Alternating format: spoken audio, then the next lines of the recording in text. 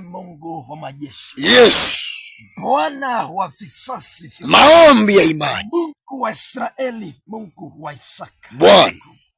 Oh, Mungu wetu. Bwana. Kabisi wake ambao Yesu umeandaa kama vile wa watoto wetu. Yes. Na wakabisi mbele zako Bwana, ili Yesu ushughulike nao. Shughulika nao. Kwa sababu Mungu shetani akihitaji kuwatumia, Mungu apate kwa vizuizi maisha yetu ya kiroho, maisha ya wokovu, maisha ya kutumania, maisha ya wokovu, maisha ya neema, maisha ya uzima, maisha ya rababosaka, ripapasika, rababosaka, ribosaka.